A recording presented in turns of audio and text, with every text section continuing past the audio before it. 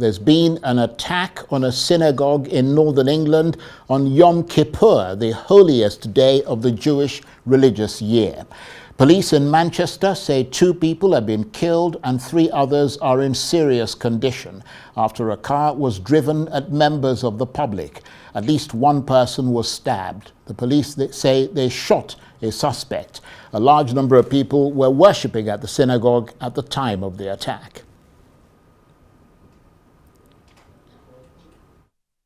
Additional police assets are being deployed to synagogues across the country, and we will do everything to keep our Jewish community safe. I've spoken to Mark Gardner of the CST and Andy Burnham, Mayor of Manchester, and I want to thank the emergency services for the speed of their response. Keir Starmer, the British Prime Minister there. Now, the dramatic events in the UK and the Mediterranean come as reports from the Middle East suggest that mediators have made contact with the head of Hamas's armed wing in Gaza, and that he's indicated that he does not agree to the latest US proposal to end the war.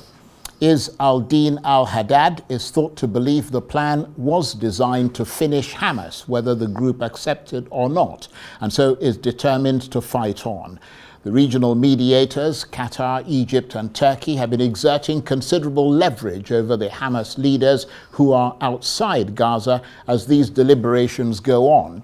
But correspondents say whatever is decided by Hamas leaders outside, they need the cooperation of the Hamas leader in Gaza. They say he is the one who's responsible for holding the hostages, and the message that is coming through at the moment is that he does not accept the deal. Well, for his assessment of all these stories, I'm joined now on the line from London by the author and international affairs analyst, Dr. Marek Laskiewicz. Good to see you, Dr. Laskiewicz. Let's start with that attack on a synagogue in the north of England. I wonder how significant it is that it took place on Yom Kippur, which is the holiest day of the Jewish religious year. Oh, it's quite deliberately timed to be on Yom Kippur. One of the wars between the Arab states, the so-called frontline states, and Israel, after all, started on Yom Kippur quite deliberately, because it's the time when the Jewish community is not just most vulnerable, but it is, as you stated rightly, the most holy of their days. So that was quite deliberate. And it is, of course, a very sad and regrettable incident, and it's good that the police coped with it very quickly. This kind of attack is for a lot of Jews their worst nightmare, isn't it? I mean, this is something they feared for a long time, and a lot of Jews in the UK have spoken about their security concerns since the war in Gaza began 2 years ago. Well, indeed it is. It's a central problem, isn't it? That as Israel pursues its own policy, Zionist policy, one may call it, this is not seen favorably by a great many people around the world, and sooner or later there will be attacks, and the Jewish community is well aware of it. And whether the Jews outside of Israel, or for that matter in Israel, support this policy that Israel's carry out in Gaza or not, they are bound to become sooner or later victims of attacks. Please note, prior to this physical attack, there has been many reported incidences of abuse and general hostility shown towards Jewish communities. Well, let's turn to that international flotilla that attempted to get to Gaza but was stopped by Israeli warships. I mean, they must have known that Israel would not allow them to reach their destination, which is what happened in sort of previous attempts. So with the aid unlikely to reach Gaza, I mean, what impact does this actually have, or is it more of a symbolic gesture? Well, actually, it's a mixture of two things. There is an element of symbolism here, because after all, the Jews, when they arrived in Palestine, when there was a British mandate, also arrived in ships, and it has that sort of implication of it that this time the boot's on the other foot, and it's the Arabs who are suffering.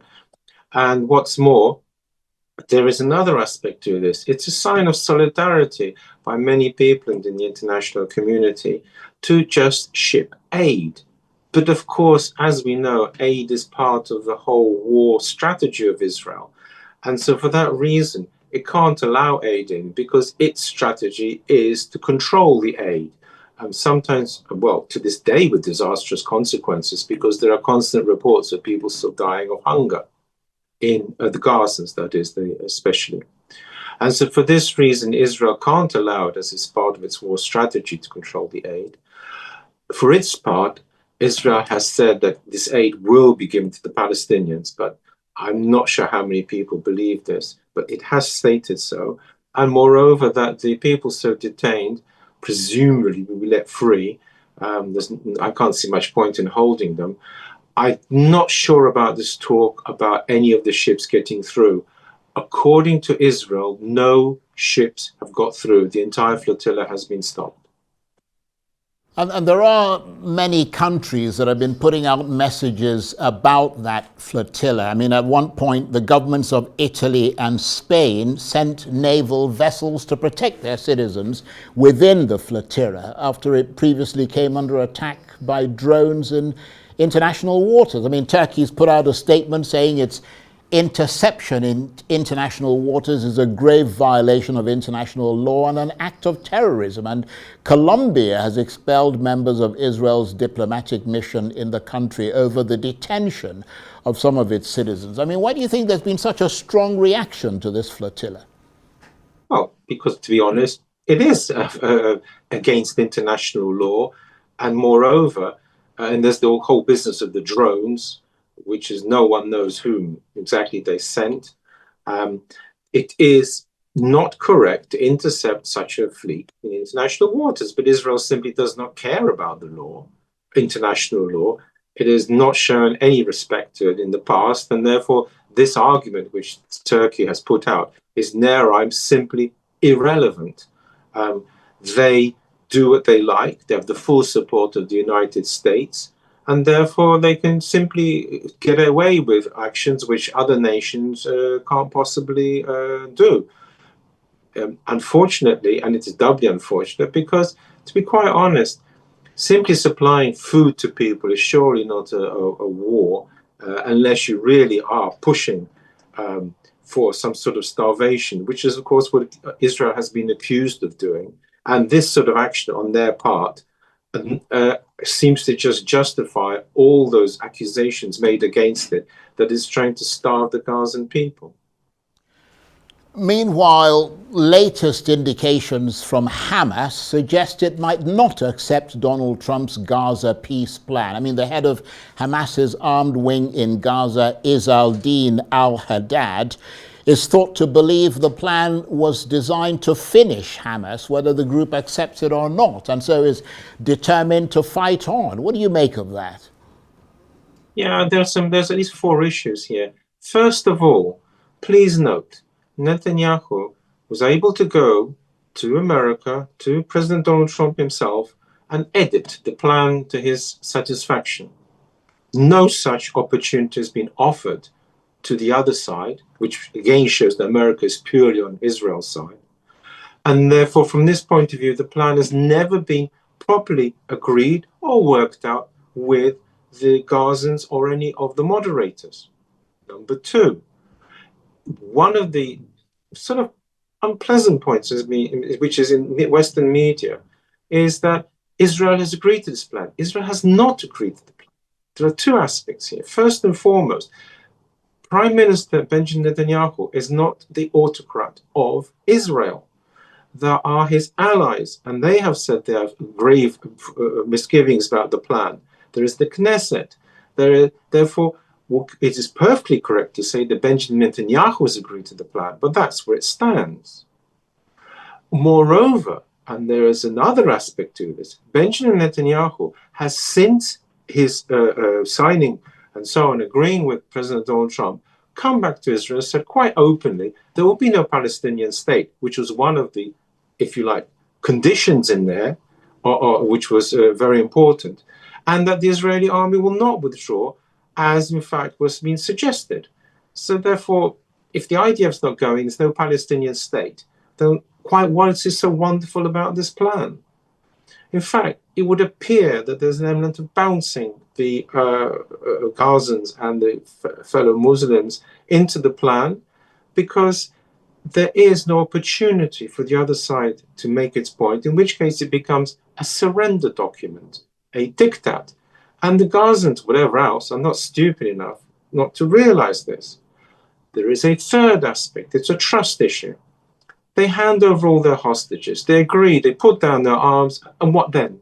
Because they're terrified of what Israel might do or not do. Look what's happening on the West Bank.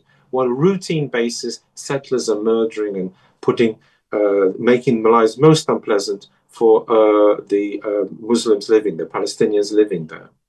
So, and moreover, just recently, despite all the agreements made, there was a group of Hamas leaders in Qatar meeting, and Israel tried to murder them. I mean, that's what it boils down to. So when you say trust Israel and America, why? I mean, that is obviously, there's a trust issue here. And just to add to it all, because of the difficulties under which Hamas is operating, there is a difference between the people in Gaza and the people in Qatar. This is by no means unusual. It should be remembered that these sort of problems have been dealt with before. For example, in the Polish Warsaw uprising by the Poles, it's the local military leaders who are very much in charge, and the political leadership then in London was, in fact, of no great importance in comparison. And the same thing here. The man on the ground, the one you've just mentioned, it's his decision. And he can see exactly what I've said before, that Hamas must disappear. Well, in return for what? And this is where the problem lies. So, in a nutshell, I'm not surprised. One of the interesting aspects is the timing, because Ben-Gvir and Smotrich have been intelligent enough not to say anything more than give misgivings, instead of just saying they're going to sink the plan, in which case all the blame will go on Hamas. But it is by no means clear that Israel would accept this plan had it had an opportunity to be discussed in Israel, which it has not, as a matter of point interest, and very importantly not. Very interesting indeed, a sort of unfolding, continuing horror story. And to buttress that point, Mr. Trump, of course, gave Hamas an ultimatum of 4 days to accept the peace plan, or in his words, pay in hell. So should we now be bracing for that? I'm afraid so. The IDF has never been short of brutal force. And so, yes, it will be a type of hell. Moreover, please note, again in flagrant violation of international law, the defense minister has stated all civilians there will be treated as terrorists or supporters of terrorism, even if they're not. I mean, all this is in flagrant breach of international law, but international doesn't function in this case.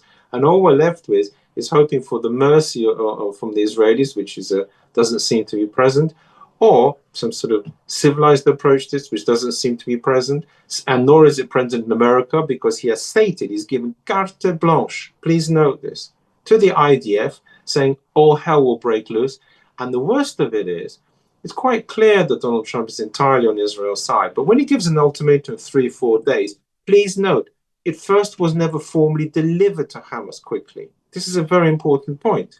Then they're told quickly to make up their minds or else. This is a diktat. This is a surrender document. And it's very, very badly handled, almost as if they actually never wanted this treaty, which is what it would in effect would amount to be signed by Hamas. It's as if they're, if you like, knew very well.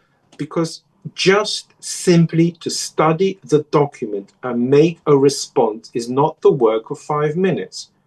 3-4 days, they didn't even have that. And so, yes, it is going to be hell.